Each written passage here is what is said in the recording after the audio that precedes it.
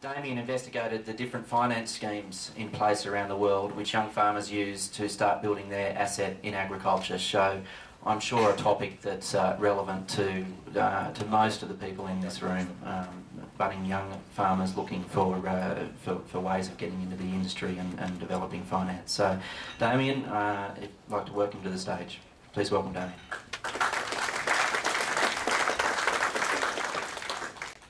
Good morning, everyone.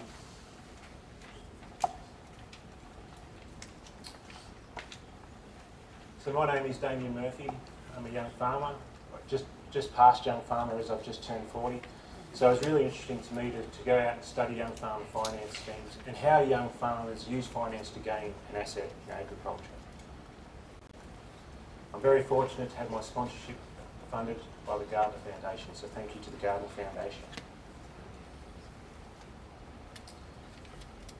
So with my wife and 3 boys, we share farm for my parents at the farm at Dumbalk North. We milk 270 cows on 100 hectares, and we've been doing that for 12 years now since coming back. Over that time, we've used finance fairly extensively, and different amounts of finance, and finance different assets to increase our net worth to the point where now we can actually buy the farm.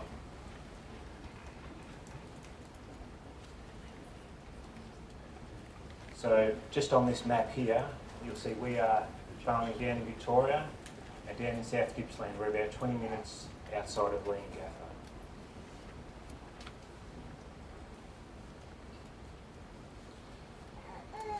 So the objective of my study topic was to investigate young farmer finance schemes around the world, identify the best finance programs, the tax incentives that can go along with them, and options for young farmers. The aim was then to formulate a program that would work throughout Australia. At the minute, we've only got a young farmer finance scheme in Victoria and Queensland, and I believe there's a need for one Australia-wide. My next point is to instigate actions. Over my time of researching the subject, there's plenty to read about it, there's lots of papers on it, but I haven't seen much action on the processes yet. And the final point is my true belief that if you give young farmers options and opportunities, they will do amazing things.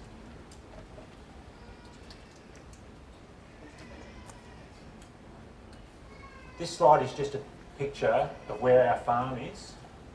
So our farm is there. And as I was studying my Nuffield topic, one of my best mates who farms next door to us came over and we were talking. And I was just saying how I was slogging through data and everything else looking for some facts and figures about age of young farmers.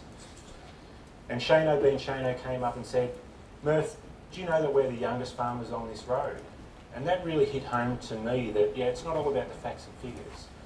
And our road is Farmers Road, and it goes from this point here to about there. So it's about 10 kilometres long. So for us at 40 plus years of age to be the youngest farmers.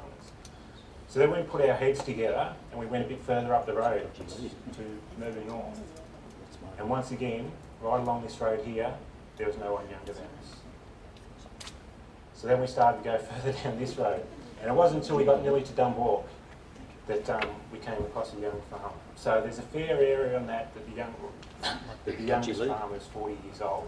And I don't know how that relates to your own farming situation, but it's just something to think about behind all the stats and facts and figures.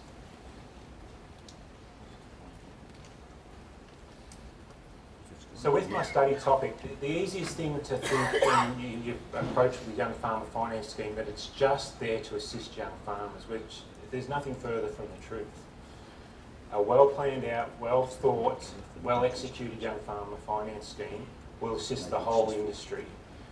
And I say that because as you can see from this graph up there, the percentage of farmers that we've got above that 55-year age group is fairly high. And if you look at even above the 65 years of age, the farmers in that age group are going to have a huge amount of agricultural assets. They're going to have to be transferred at some stage. Whether they like it or not, whether it's retirement or passing on or selling the farm. And we have to be prepared that in the future, farmers down in this area have to have the financial capability and skills and knowledge to actually take over that asset. The other thing I'd like to bring up at the minute is this average age of farmers. It's a bit of a bugbear of mine.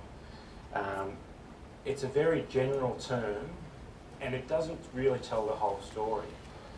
And I say that because even though over here we're seeing a decline, a predicted decline in the average age of farmers, it's there.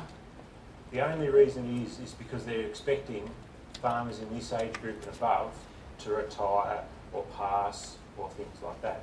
It doesn't say anything about these farmers down here more coming in as young or beginning farmers. So I'd like to propose that the average age of farmers is a sparingly used term, or it's actually backed up by a ratio.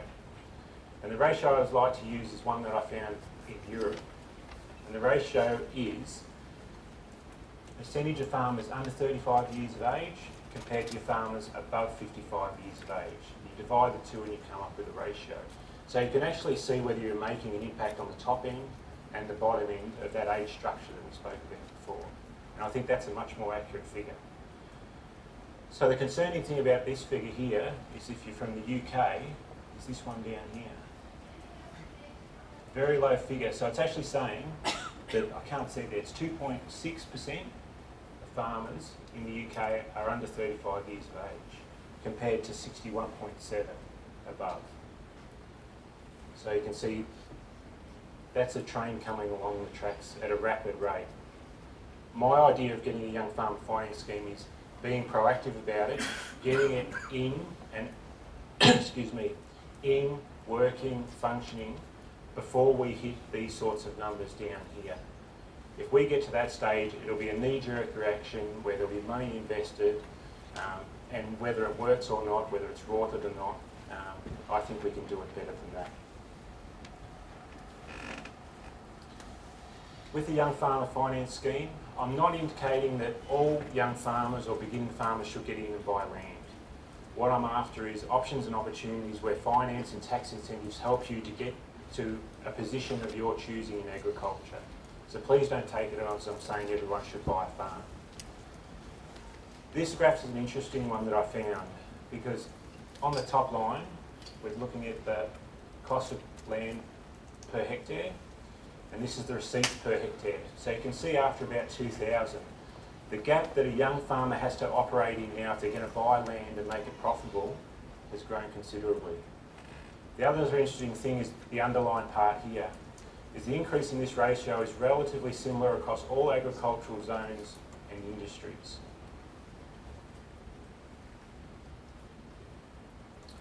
So for my study tour, I flew into London, spent some time in London getting organised, and then across to Belgium and to Brussels where I spoke to some associations connected with the EU, and then over and around Ireland, back to the Netherlands, and then across into France, Paris, France. So France was the interesting one. As part of the EU CAP process, they have a Measure 112, and the budget for Measure 112 between 2007 and 2013 is $5 billion. So that's broken up into these member states, and as you can see, France has a huge chunk of that money. Now this is a contribution, so half of that 1.6 billion that France gets is contributed by the French government and it's half from the EU. So this is really what drove me over to France to ask the question. And when I was sitting down with the French Young Farmer Group and asking, number one, how do you get that much money out of the EU? And two, how do you measure how effective it is? The second answer was very, very pointed towards me, because they said that in France, about 30% of the farmers in France do not have a link to agriculture. That means in some way or another they've started up on their own in agriculture. So even though it's a huge amount of money, they are being effective with it. And this is a measure of how many young farmers have actually been assisted by it. So as you can see in France, it's just under 13,000 young farmers have been assisted by money to start up as the head of a household, head of an agricultural asset for the first time. There's different amounts put in. It was a process that you didn't have to opt in, you could opt out, and 3 member states have opted out. And others have come under financial pressure with the global financial crisis. So they have actually started the process and then they had to pull it out because they couldn't meet their co-contribution. So that's why some of those assisted young farmers numbers are fairly low. For the second part of my trip, I went across and flew into Edmonton and went across Canada, actually across to Montreal, back down to Washington DC, and then went out to Nebraska and Iowa. And it was during this trip that I started to realise that the title of my study topic was actually wrong. It shouldn't have just been focused on young farmers, because in Canada and the US, they talk about beginning farmers too. And beginning farmer is usually categorised as someone without under 10 years experience, and it's usually a net worth test as well. So that's when I started to think about changing the title of my study topic. The other thing that I found in Canada and the US was a co-financing model that I'll hopefully cover off later on. It's very interesting. One of the best programs I found was in Canada with Farm Credit Canada, and it's actually called the Transition Loan. What the Transition Loan allows you to do is, as a young farmer going for that first loan, if I have an agreement with the person I'm buying the farm off for $500,000, the Farm Credit Canada will come in and guarantee that that farmer will get their money over 5 years. Guaranteed, no matter what I do, whether I go broke or whatever, Farm Credit Canada will guarantee that farmer will get his money. What that allows me to do as a young farmer is improve my cash flow, because I pay Farm Credit only the amount that's outstanding to the farmer. So in this sort of situation, my first year payments are only $100,000, rather than if I just went for a standard loan, I'd be looking at $500,000. So as you can see down the bottom, the cash flow in the first 5 years that I've saved is over $65,000, which is huge to a young farmer just starting out. On the flip side of that, if I'm travelling all right, and my goal is to build equity as quick as I can. So it's the same loan amount, same loan interest rate, but once again we've got the same program with a disinvestment over 5 years, equal payments. If my monthly payment can keep up with a standard loan, I can save over 4 years, $158,000 worth of interest is saved.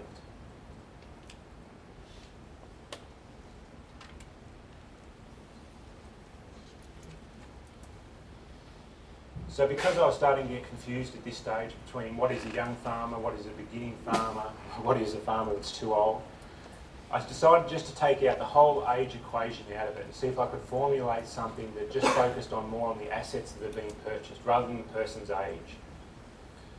So all I've come up with so far is a stage 1 farmer. And a stage 1 farmer is a farmer who's looking to invest in assets that are portable. Usually a stage 1 farmer is starting off low equity and starting to build up. So they're looking to lease crop inputs, stock, equipment, and even a bit of rent. And I would classify those farmers as stage 1 farmers. Stage 2 farmers are the ones that are looking for more permanent asset. Is, for example, land, a long-term lease, buildings, infrastructure, those sorts of things that sit on the land.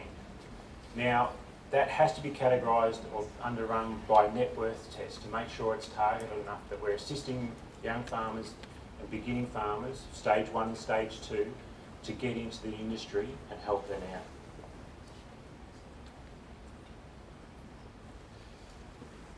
So this graphic is a rough understanding of my proposed program that I'd like to see brought into Australia. And what it does is centres around this Future Farmers Fund. Now, the hard thing going around and trying to come up with a fund like this is how does it finance? I think we're all realistic enough to know that the government was just going to come in with a box full of money and pop it in front of us and say, there you go, start your fund. So what I've tried to do is get agricultural assets and just get them reinvested in agriculture. So over on this side, we've got retiring farmers. So they've just retired, they've sold the farm, they've cashed up and they're looking for investments.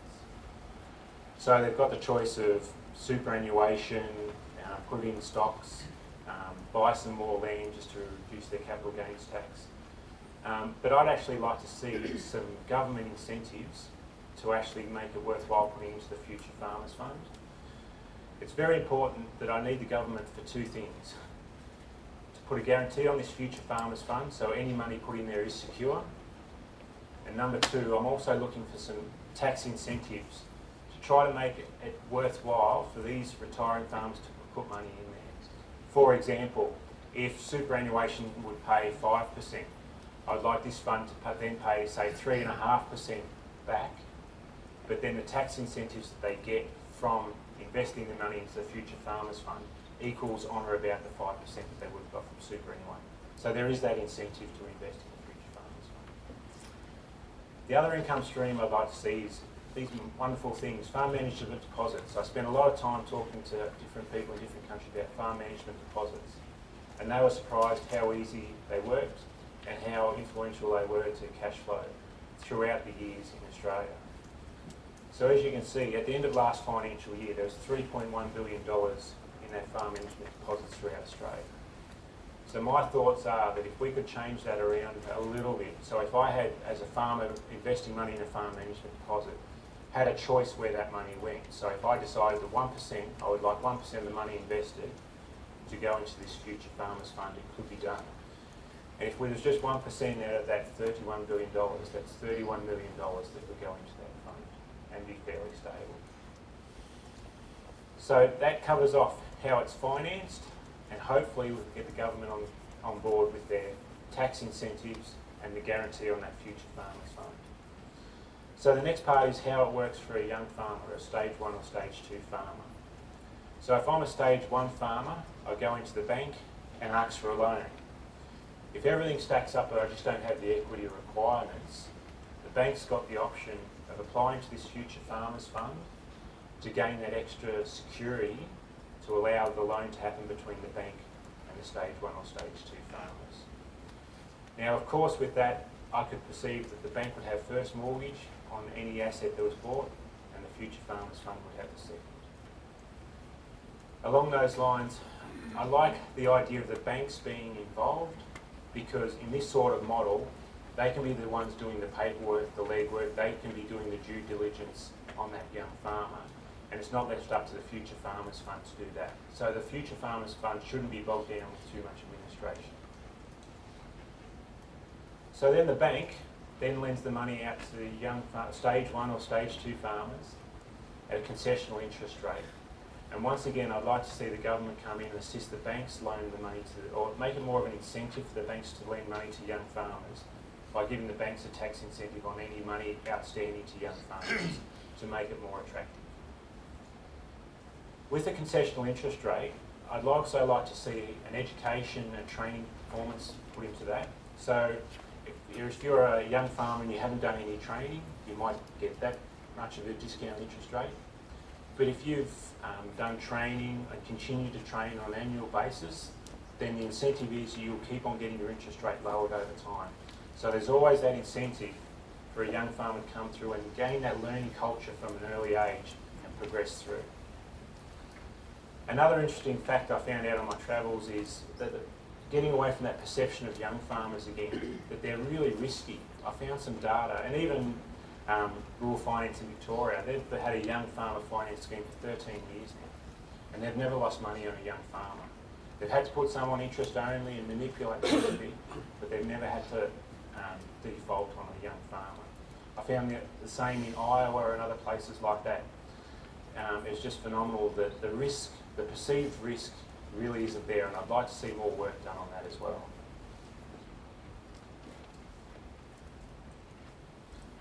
Just the other point I'd like to make too is if this is working well, it gets back to one of my first points, that there should be this natural progression through the industry. So you start off as a stage 1 or stage 2 farmer, and then you've got the options and opportunities to progress through, if you so choose, to buying a farm off a retired farmer, hopefully under a transition loan program, hopefully with a discounted interest rate to get you started in agriculture.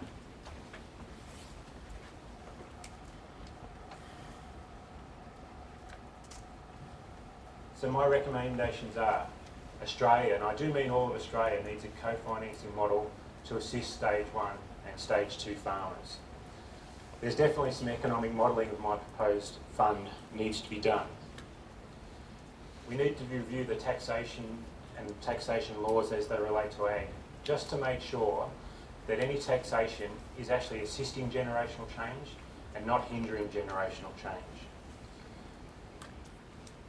We need to change the definition of young and beginning farmers to stage 1 and stage 2 farmers to take that age perception out of the equation. And the other thing I'd like to see, although we're never going to get away from that headline figure of the average age of the Australian farmers, I'd like to see it backed up with the ratio we spoke about before, with farmers under 35 years of age compared to the ratio above 55 years of age.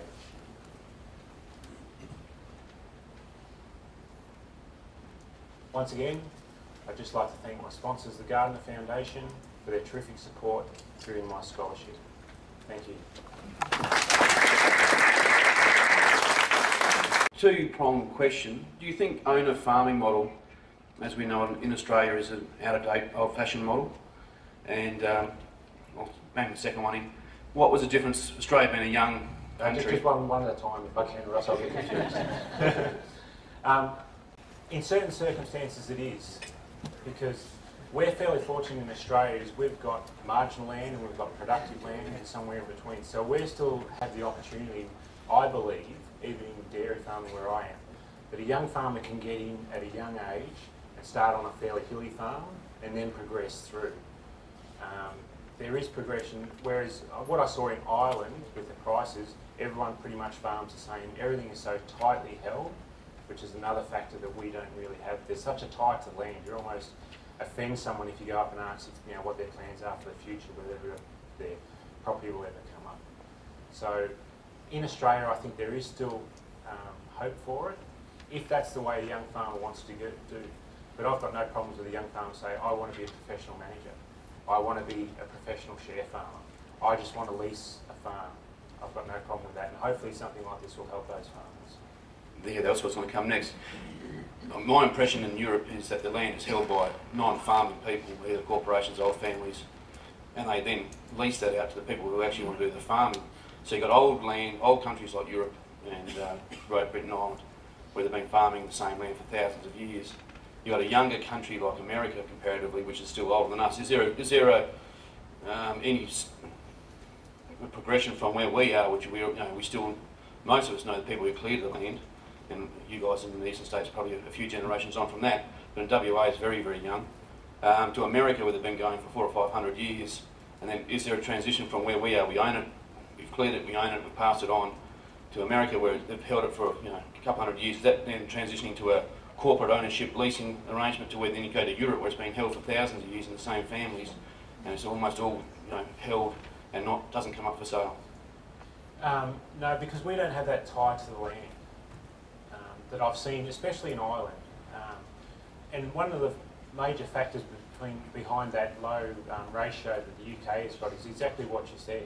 It's generations and generations of family that don't actually lift a shovel or milk a cow or anything like that. They just own the land. They're classified as a farm. So I think in Australia you can do whatever you want.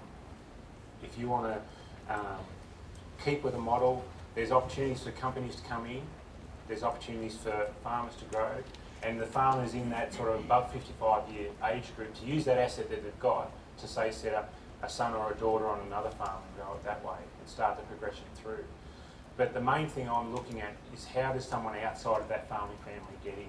And that's where I'm hoping a fund like this can assist that. So I hope I've answered your question. Brendan?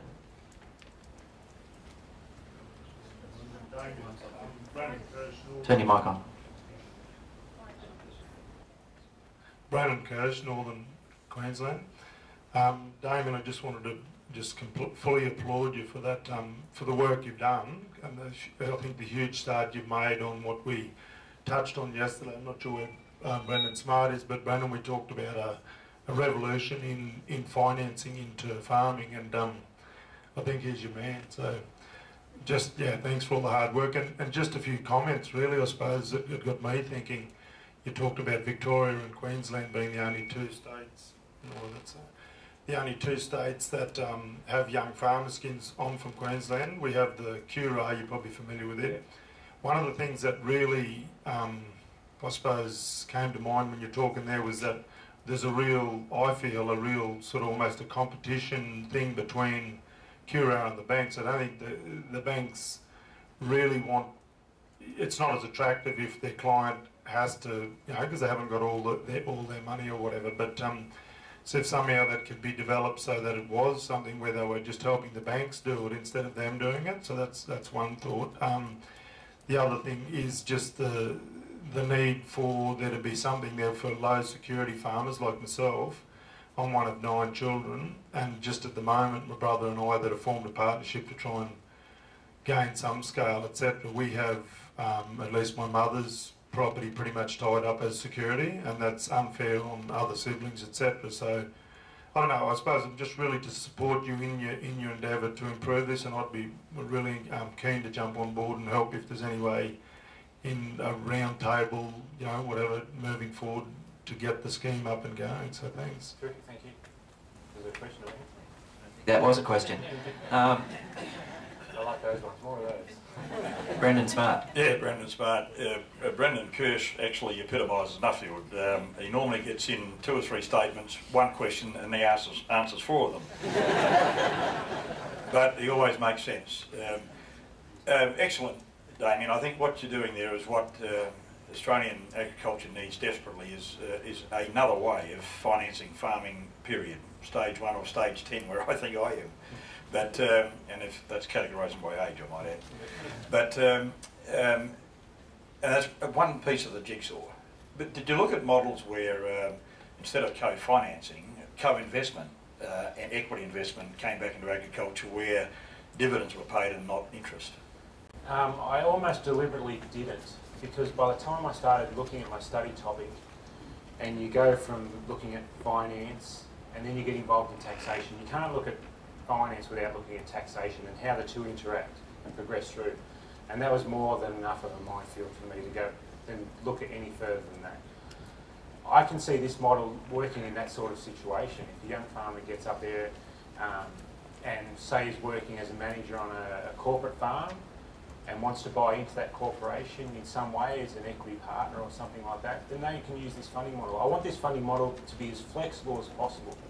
The main aim is to assist young farmers make it through, not to put barriers or hoops that young farmers have to jump through, to do whatever they can to assist that progression, because the progression is going to be different for every young farmer coming through. How they want to do it, where they want to do it, and what industry they're in. So it has to be as flexible as possible, and I think we can get that if we put in more security in behind the banks, and hopefully the banks will realise that after a while too, that young farmers aren't the risk that they all make out to be as well.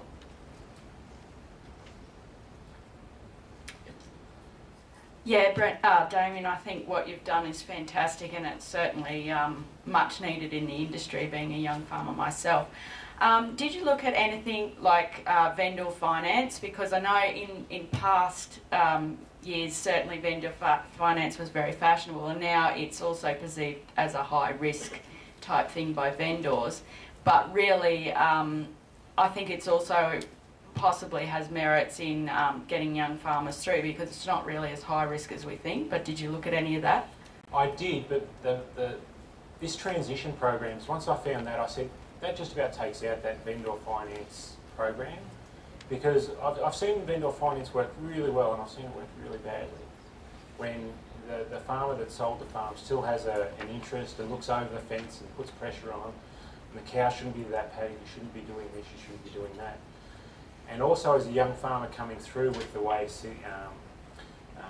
wills and entitlements are, that if I bought a farm from an experienced farmer and they passed on, the will came through, and siblings were fighting over that asset, if they wanted their money straight up, I couldn't afford it. Whereas I think that transition program takes a lot of that uncertainty out. It's a transfer of title. Your vendor is basically back to the bank. So vendor terms are still going to go on for a long time in families and stuff like that. But I'm just thinking more in a non-family background. I think the transition program could work really well. Joe Muscat. Damian, great job. I think this topic is something that Australian agriculture really needs to address. My question is, did you consider the succession process, like bringing the family farm through the family? So did you look at that area? I did, because that's exactly what we're going through. And whenever you do the succession planning, you have to think about what the requirements of the parents are, for number one. And then how the other siblings will relate to that. And the good thing is, in a program like this, it's all set aside. Like when you talk about vendor terms, the siblings might sort of think, is Damian getting a better deal on this, or what's the ins and outs of it? Where am I getting ripped off? Whereas if you take that to the side and put it in the banking system with this transition program, it takes a little bit out of that. So the title's actually transferred at a time. The other thing it can be used for too is that progression through. So for myself buying some machinery and cows off my parents, it would have been terrific to buy the cows through a scheme like that, because it would have been that one step separated. We would have come to an agreement on the cows, gone to the bank and kept the business separate from the family situation. And I think the trouble with some succession plans is that gets overlapped, and the family and the business side of things gets a bit murky. Whereas this is, for us, in our situation, we were lucky that we've been able to keep them parallel on the same track. But yeah, once again, I've got enough troubles there looking at other people's succession plans. Damian, I'd like to finish just with one quick question. The thing that really struck me about one of the figures in your presentation was in France, where they're giving all that money in for new entrants, that 30%, I think you said, of new entrants didn't have an agricultural background. In Australia, we struggle so much with retaining people that are already in agriculture, let alone getting new entrants in. Is it as simple as just getting the money? I mean, or are there other factors? The other main factor I found was just a culture, and it is real culture that, and I've got to be careful, I've got to be politically correct here. I know with myself, I've looked at options and opportunities beyond our own farm. It's where I can progress. What would happen if the neighbours come up, if another farm come up? Should I lease another farm? If I had a really good young employee who progressed up to management standard, would I lease another farm and set him up on it, and those sorts of things. Whereas in France and some of those other European countries, it's just looking inside, I'm set up, I'm happy with what I've got, I make a living out of it, and that's it. I'm just happy just with that little 60 cows, that's my life. I'm quite happy. There isn't that progression. And I think it's the culture's driven out of, there hasn't been the chance to progress because land's been so tightly held for so long. I think there's a figure that I read that some farms have almost 3 different plots of land that they have to work off and move cows to different parts and stuff like that, or crop different parts. There isn't that consolidated one farm with a neighbour's farm coming up every 40 odd years. Great, thanks Damian. I'd like to invite Terry to do the presentation, please, if you could all thank Damian very much for this presentation.